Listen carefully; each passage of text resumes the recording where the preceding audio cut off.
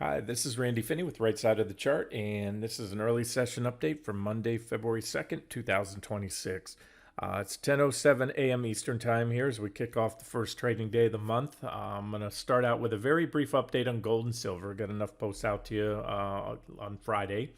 That last post I gave you on Thursday, 10 o'clock, 10:30 at night. The very last sentence said, appeared to me like a crash was imminent, and we got the biggest crash in silver since the Hunt brothers tried to corner the market in 1980. So, but either way, let me do a brief update, show you where we're at, my thoughts, and then I want to get to crypto. My thing, what I try to do on this site is I'll watch and talk about something for days, weeks, sometimes even months setting up, and then boom, we've milked the initial drop. Remember on the videos recently, I've given you 4 price targets on gold, talked about how parabolic trends don't end well. And again, there's 2 components to this trade. There's the initial swing trade, and those targets were hit quick. And we'll probably get a bounce, but I think there's a decent case, and I think I did that in the recent videos, including Friday's, that a top may be in. But I'm going to monitor this. I'm not married to any one thing that must happen. All I can tell you is we hit just really good support over. We had I'll talk about that in a second. Some Momo fueled overshoots are what I call them on Friday, but all those support levels is held. So that's it. T1 you can see almost to the button right there on gold. On the futures, this was the chart I got out to you, late at night on Friday. And if you, I guess the takeaway from this trade, whether you were in it or not, or on the wrong side of it, is I probably have said this phrase, 3, 4, 5 dozen times in the last month or two here regarding gold and silver. And again, it's just been my experience. It was one of the easiest trades I've seen because parabolic uptrends typically don't end well. And when I say typically don't end well, I'm being a bit facetious. I've never, as I told you, have seen one that ended well at all. They're usually ending crashes. And in gold, everything went parabolic recently. And then again, just because something goes parabolic, you don't start shorting it or getting out. You wait for the sell signals, and they came with a vengeance. So that's gold. This is Thursday night's chart. Had us going down here to the primary uptrend line in 4,600 price support. That was then. This is now, or was Friday. So if you follow me for a while, you've heard me say this. I have a lot of made-up terms that I've come up with over the years. One of them I called a momentum fueled overshoot. And the analogy I always give with that one is, let's say a pitcher cooks his fastball. You got a 90+ mile an hour fastball coming in.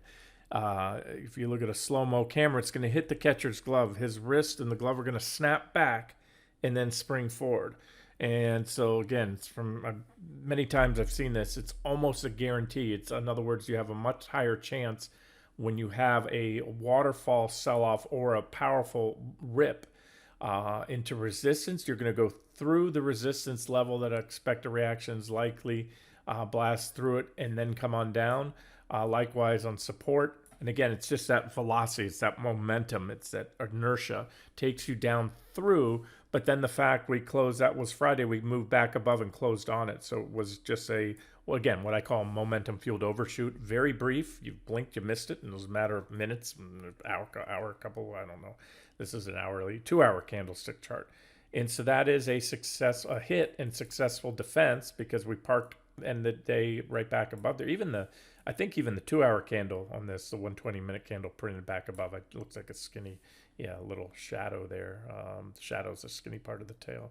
So that's it. And so, yes, in just one fell swoop, we hit what was the maximum target again down here with very little reaction because it crashed. We went down through the initial support levels after the sell signals triggered. So I think you're going to see some volatility. You're going to see profit taking. A lot of people got burned.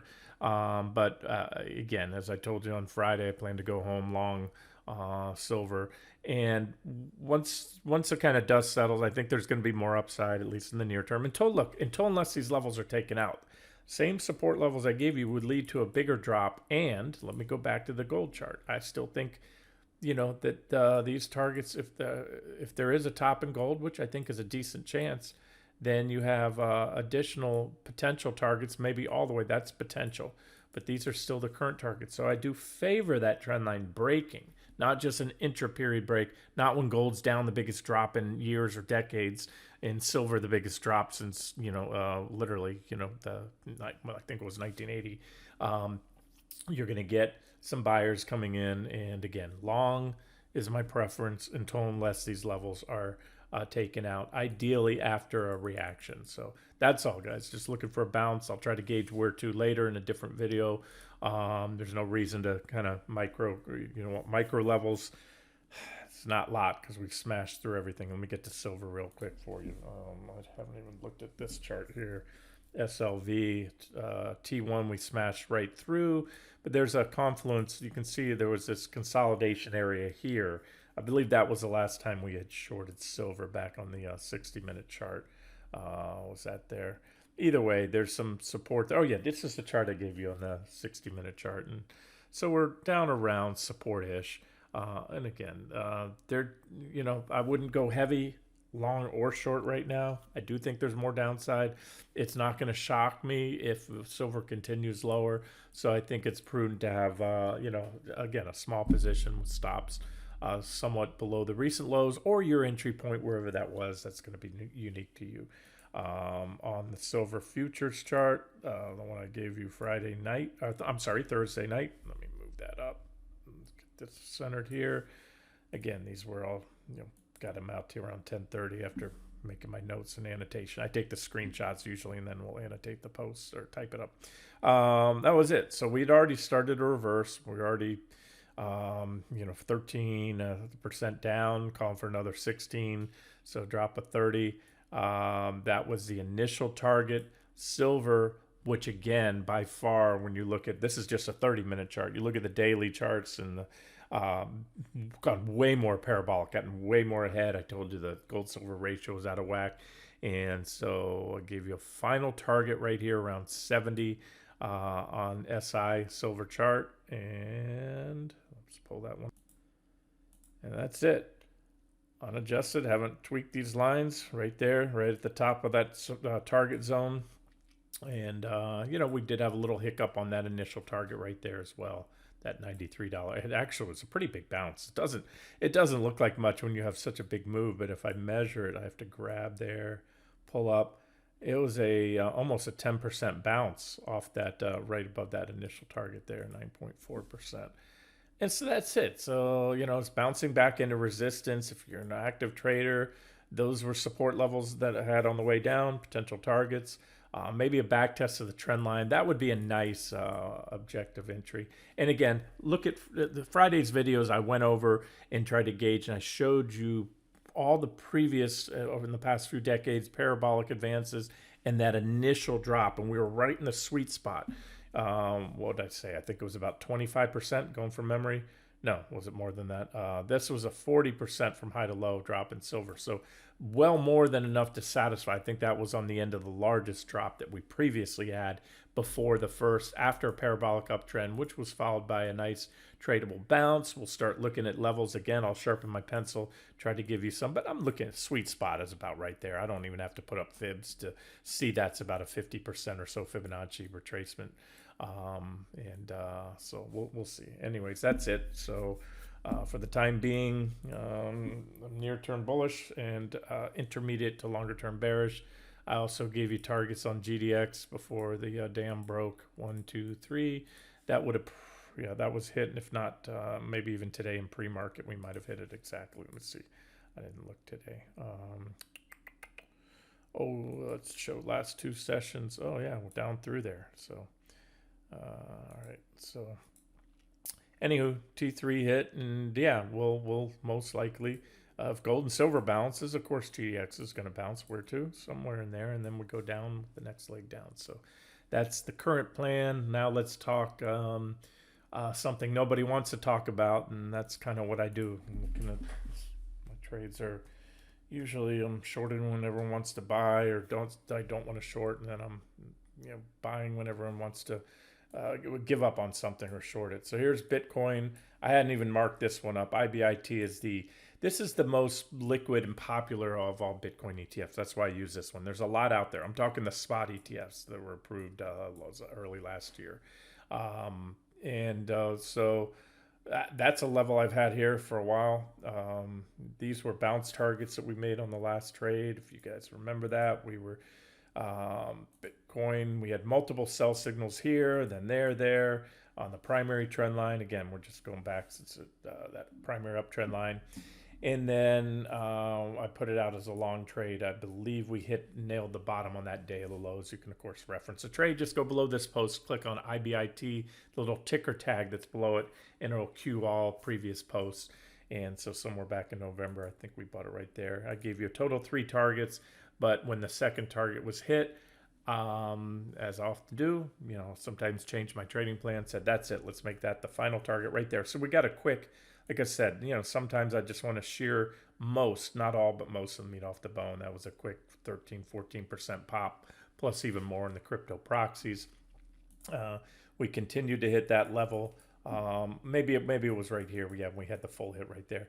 Anyways, we continued to hit it for a while, pulled back. We were able to sidestep a huge give back on profits that would have stopped just about anybody out. Remember, I gave an initial stop, which it never came close to because it reversed right away.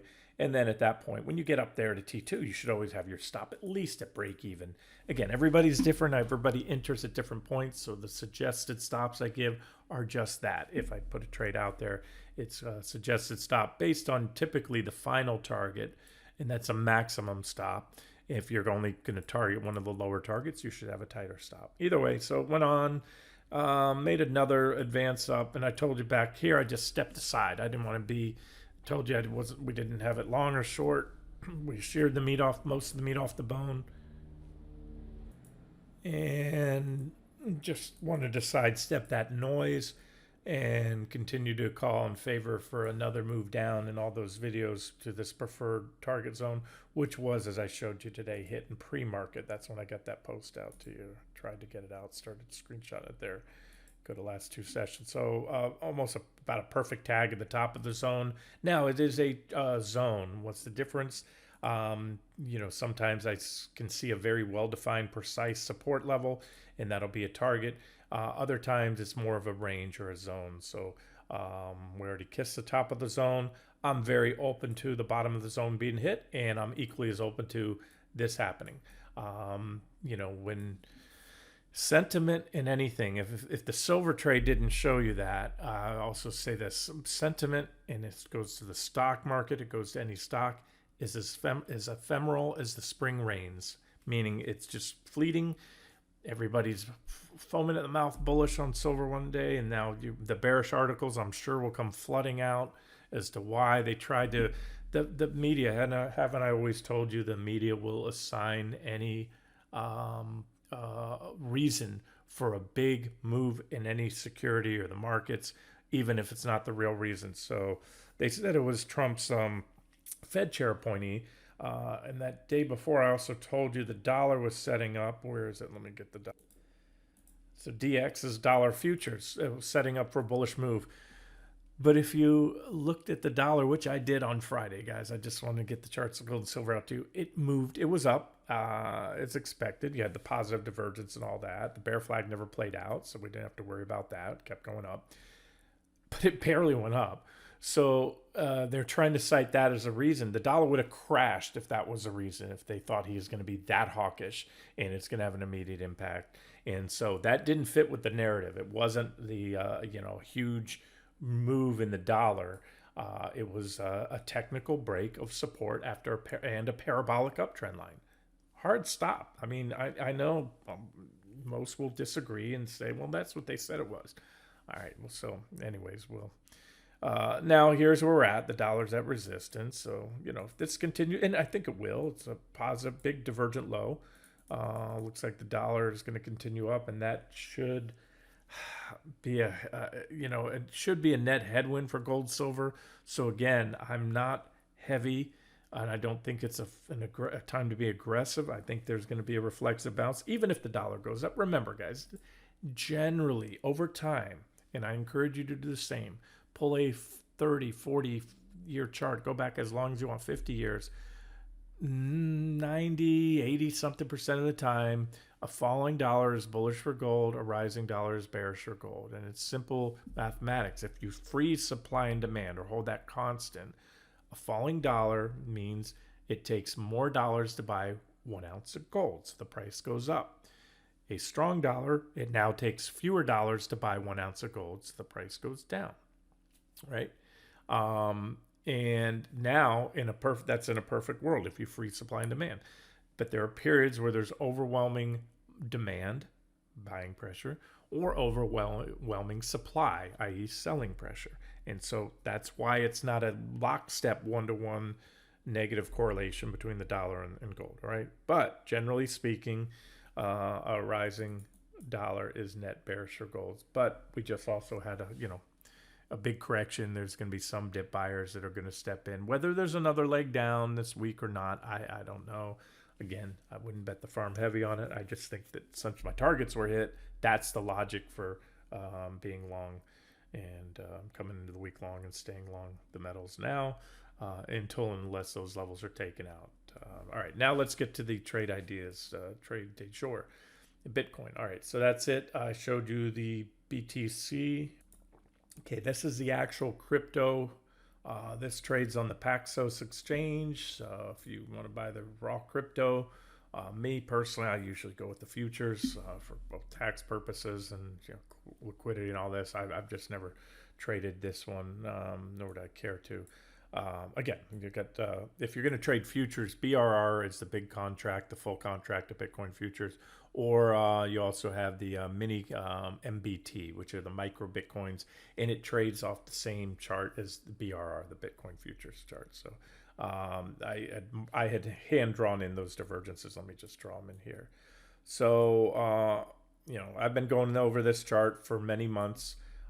Being bearish on Bitcoin, put in a divergent high, just like it did back here, big divergent high. That was just a little errant candle right there that needs to be removed. This is my swing trading style. Look for these divergent highs, trendline breaks or sell signals, and then you look for a divergent low. We were long bullish Bitcoin somewhere or throughout there. Not the whole thing. I know I tend to look for these turns.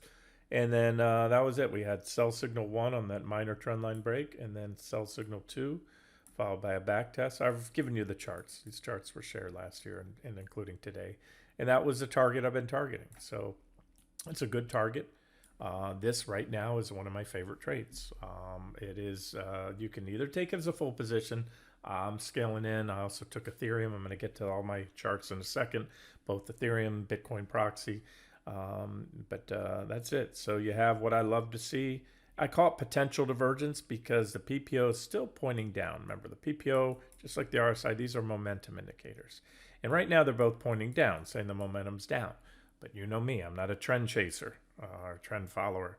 That works great until it doesn't work. And those folks will tell you that's the way to go. But then they keep buying down, they keep buying the dips, and then they're giving back profits. They don't until it's usually too late and they've given back the bulk or all their profits from the previous trend buying dips. So I try to get in there and often catch, I'll take continuation patterns. I'll play an existing trend, but I like to get these turns. So this is a drop down to support, a price target I've been eyeing for months now, since last year. And we hit it. That's it. Hard stop. I buy pullbacks to support, especially with positive divergence. And I made the fundamental, and it's just a theory, but remember I read the narratives, I understand it, and I acknowledge that the whole U.S. is going to continue. You've got Trump is happy to have a weak dollar, Besant too. They know the only way out of a mess. Trump's a big spender. Typically the Republican Party runs on fiscal austerity, but Trump and Biden were just equally big spenders. We can argue all day long. They just want to spend on different things, right? So. And that's not good for the dollar. So I get that narrative, right? What's been fueling the advance in gold and silver. However, the same folks, it's funny, a couple years ago, they were writing gold off as dead and that Bitcoin's the new gold, right? That's when Bitcoin was going up. So all I'm trying to say, guys, is it's a theory that I think you'll see some, and again, it doesn't take the entire herd, but a lot of those folks that were foam at the mouth, bullish in gold for all the reasons they thought the dollar is going to, hell in a handbasket.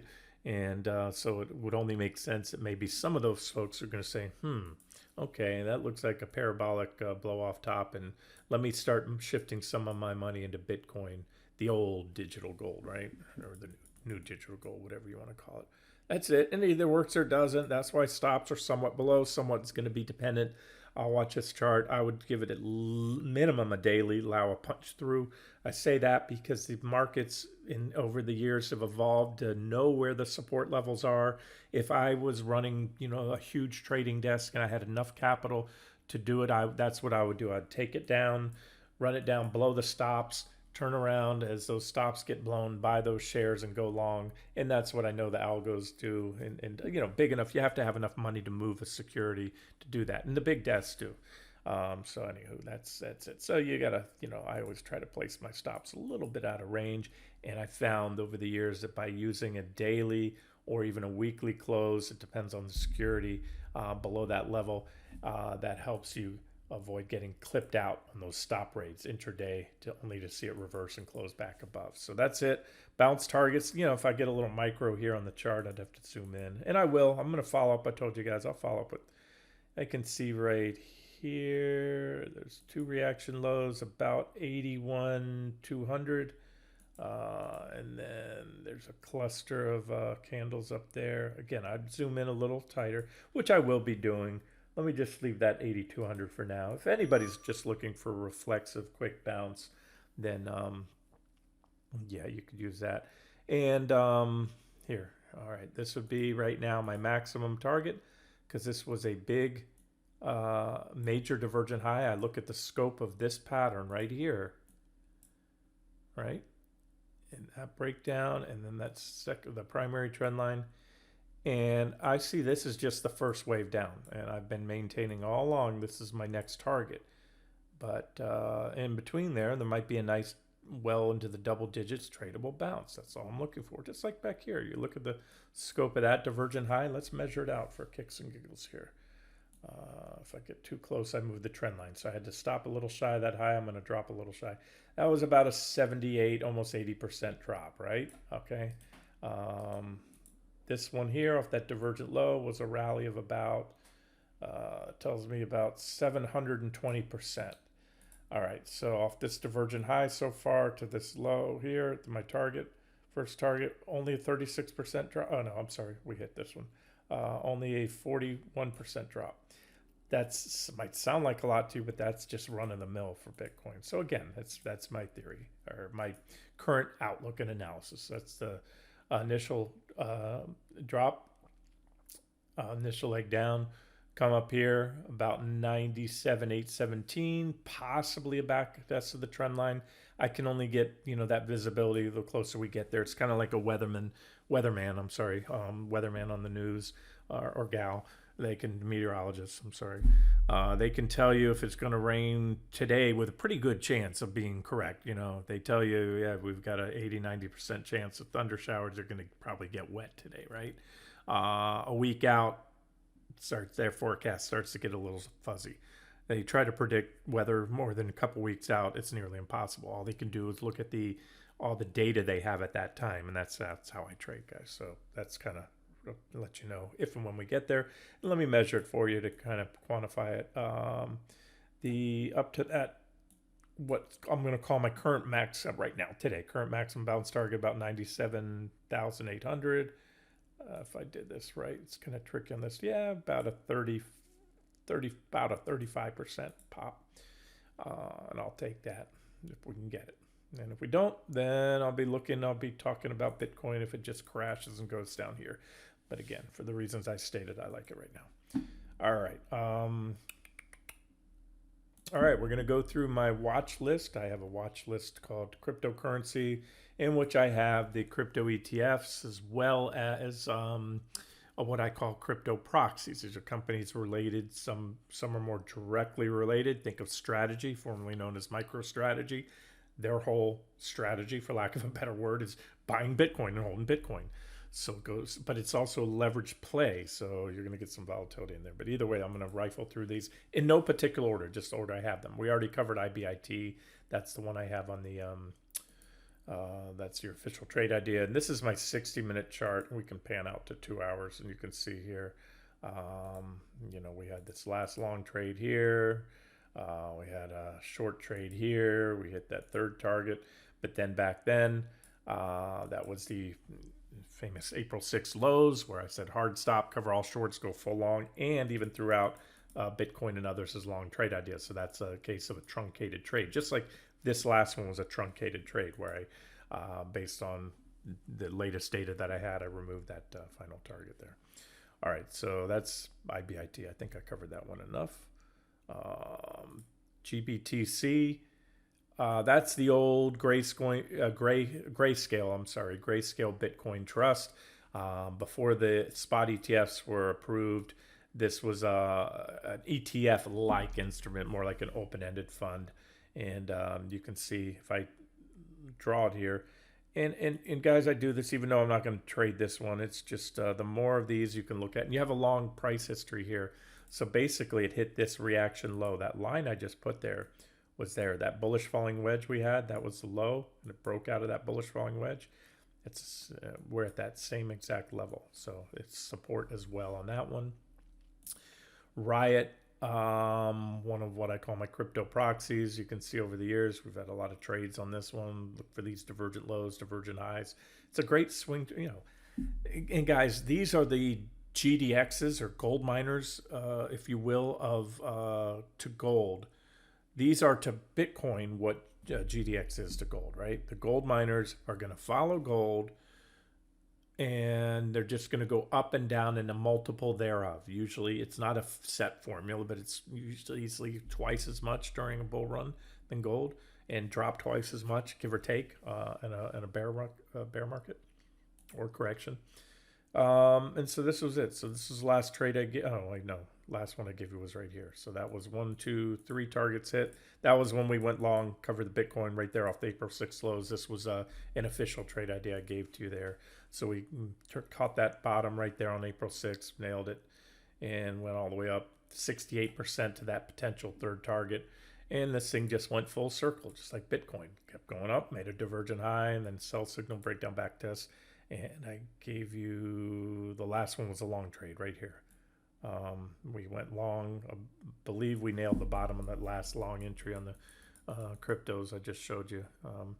Hit T1, T2, and I gave you, this was only a potential third target. It ended up being hit, but remember, that's when, on all these guys, I told you my preference was to close out when that second target on Bitcoin was hit, and they all hit the same day. So we made a quick Riot. Again, we were right off those lows. I don't know exactly, you can pull that up, 38%, and then turned around and sidestepped to give back to that whole thing that would have stopped any reasonable person out, you know. When you go 38% at that point, you're past T1, you should have raised your stops. That was the initial stop, so I can remove that now. All right, that was then, this is now. What are we looking at now? Riot coming back to that old T1 was first target. It was resistance. You can see we hit it, capped, had a reaction. Wait, was that it? No, we went long there. Went through it, I'm sorry. But then it acted as support on the way down, came back. There were more reactions. So this one's kind of a bit meh. I'm not super crazy about it, but I will say it's coming back to the 200-day moving averages and this support. So I'll continue to follow up on this sector, whether it works out or not. I can't give you a hard entry right now. Again, it's more of a soft entry, like I said, a scaling thing for me. I just want to go over all these names and show you which ones look best. Here's Coinbase, COIN. That one we also, again, we took them all on the same day, right off the lows there. Hit my first target. Again, that was the day that Bitcoin hit, so that was pretty much, you know, take profits, get out, and they all went back down to the bottom. So you do have potential. We need to turn this PPO up. So this one needs to turn soon. I wish there was better support, but there is some, I can see some levels right here. I'm going to put a line about right there-ish, because you had this reaction low there, these reaction lows, then it was resistance, and then we broke out. So we're coming up on support. So again, it kind of fits the narrative. Maybe a little more downside if Bitcoin wants to pound out a bottom. But you know me, the problem with waiting for that perfect entry, sometimes you'll get it and you get another downside. But if I hold off and don't have any, I've seen instances like that where I miss a turn, where everybody, the buyers step in early. And then I'm like, darn it, I was waiting for just a little more downside. So I'd rather get in a little early. And like I said, have some dry powder to add to. So this one, and look, it also would trigger an objective long entry right there on a break of the uptrend line. So there's your first two targets. These are old levels I have. I'm going to tweak them a little bit. I would say that's your first target zone.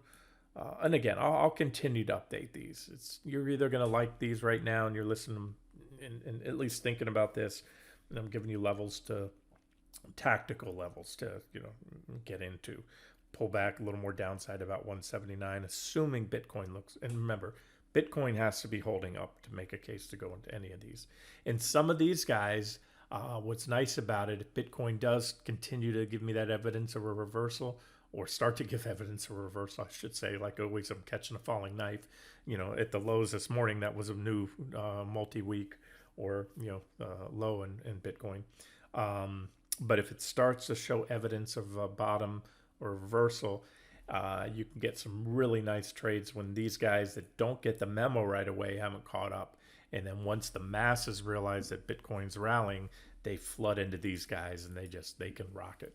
So Mara, M-A-R-A, that was it. We entered support at long entry on there it is, on November 21st. Yep, that's it. So we hit the lows right there at that line.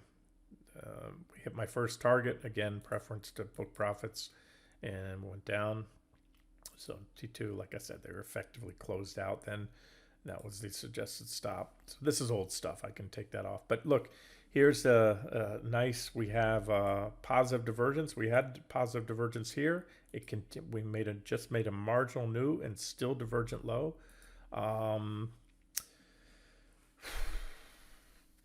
I just wish these had better price support, or because there's two ways I go long a stock. I either go long on a pullback to support or a breakout above resistance. That resistance can be defined by a bullish chart pattern. You do have a downtrend line here, and there it is. So, these start popping the trend lines, which will probably happen if Bitcoin continues to go. Then that'll be your breakout. You don't always get pullbacks to support, in other words, for a reversal. So there's another one. Targets, again, guys, I'm not even, it's pretty early. The targets will be, let's say at least in this one, 30+%, right? If not, and I'm probably favoring up here, that old T2, about 63%. So just to get an idea, this is not like I don't have to get you these targets out right away. It either works out or not. That's what I'm looking for. I'm not going to go in here for a 3-5% bounce on these guys. Hive.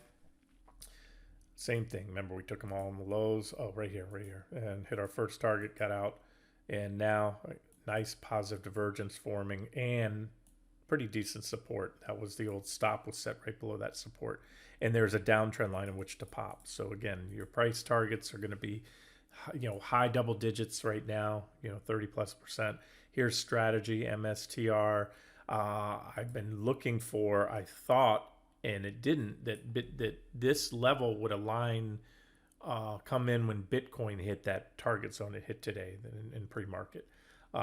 It's comparable support, yet strategy's been outperforming by going down less. Either way, if Bitcoin holds support, we're probably not going to get there. If Bitcoin hits the bottom of the trading range, strategy could get down there. And it would be a buy point, but however, we may not get down there. We have positive divergence building. It's potential. We need to see a reversal. And let's see if I don't want to force. I don't ever try to force levels, but I think you can put a decent trend line in there and gives you these bullish falling wedges in which to trigger long entries. I'll have to adjust this. That was our downside short. Oh yeah, we shorted. That was a sell signal given on strategy there. We hit my second target, and that's my third longer term target, which I think will still be hit. Again, I'm looking for bear market rally in these guys, counter trend trades, probably come up here, maybe there, and then ultimately go back down. So my plan, if everything works out, is to be long crypto and these crypto proxies for the next several weeks to possibly months, and then short for the next leg down to the next target I started the video with on BTC. All right. ETHE, I like this one too, and I took some Ethereum futures. You can do EHT, USDRR, your Ethereum futures, and then you have a micro contract if you guys want, just to get your feet wet or scale in. MET is the symbol on that one, and it trades off the same level. So this is the grayscale, first to market ETF, ETHE. Nice support there. Again, we went long that one off the April 6 lows. I gave you 1, 2, 3 targets. All of them hit. When the tide changes in these things, they can move quick. When everyone decides they want back into Bitcoin, which has been left for dead lately, and that's why I like it. No one else likes it. 60%. Again, we didn't get milk at all. It was a quick pop off the bottom because I was expecting that taco thing before taco was ever a word.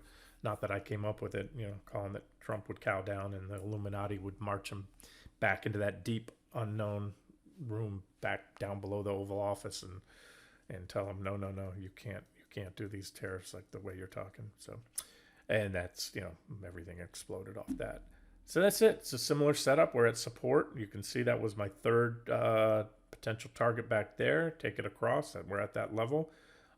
Positive divergence is unconfirmed, but if we reverse here soon, like this week, would be nice.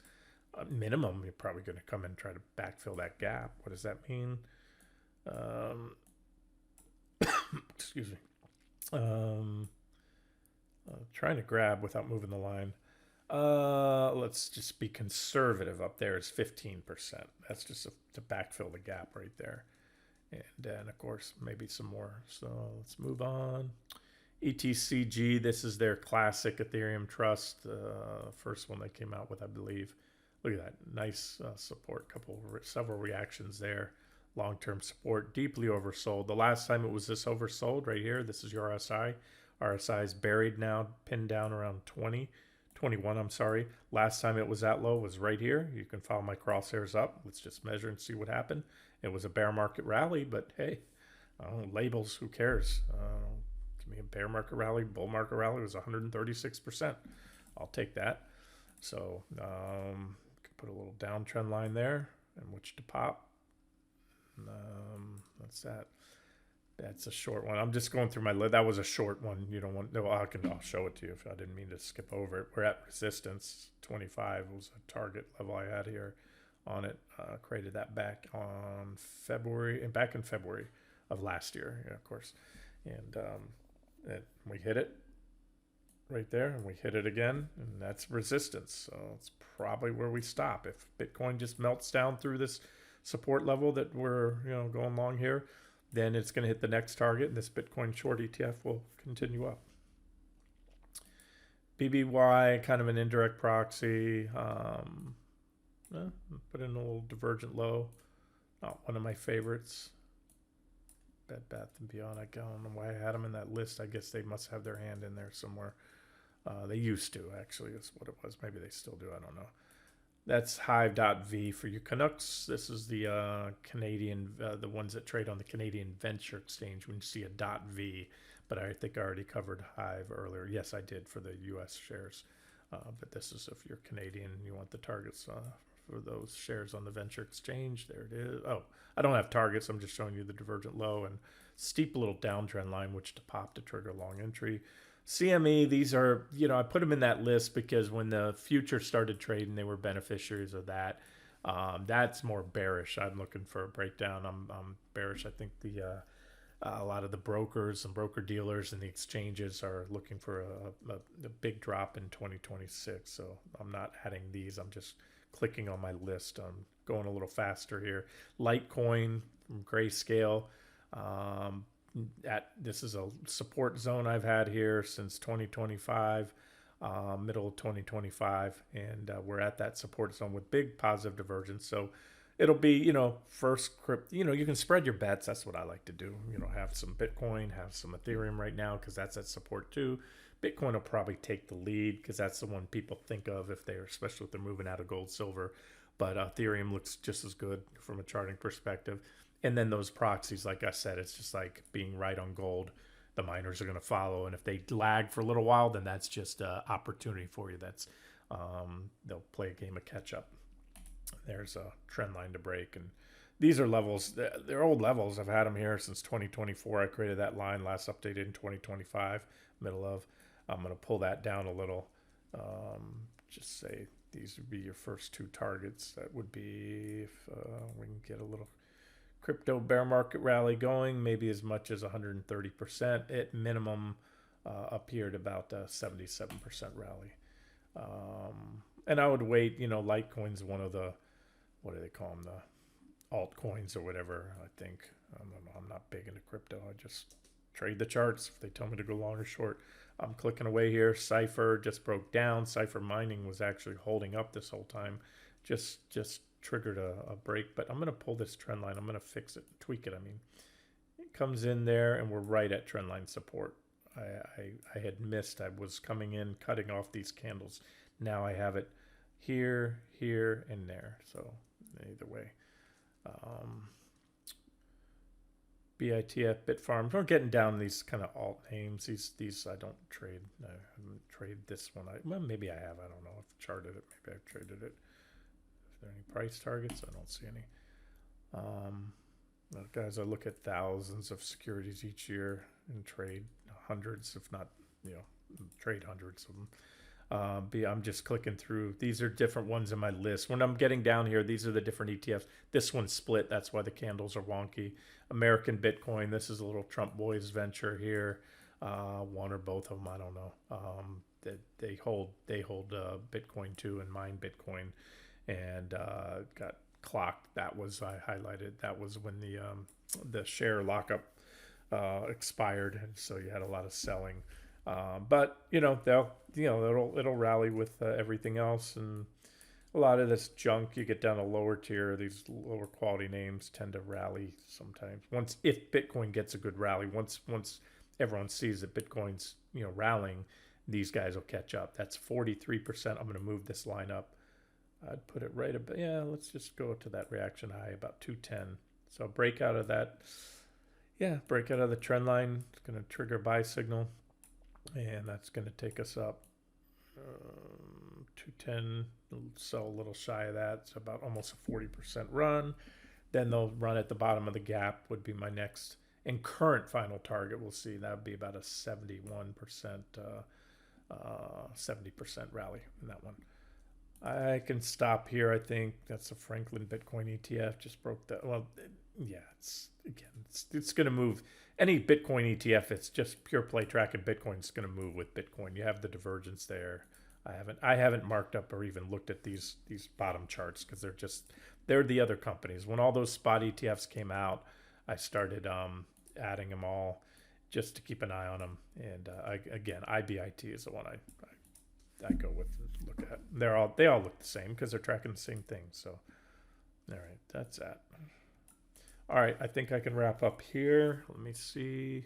Yeah, they're all just different. I'm at the bottom of my list. They're just the other Bitcoin ETFs that I don't follow.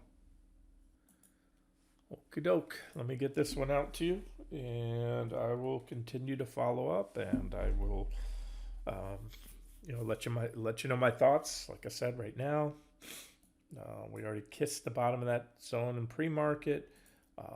Any pullbacks down to, but not below. So it means you can hold, you can have a stop somewhat below. Again, it depends on your entry price. That's where we got it this morning, right off that 43.20 at the top of the zone. And I'll let you know if anything changes. All right. This has been Randy Finney with Right Side of the Chart. Have a great day.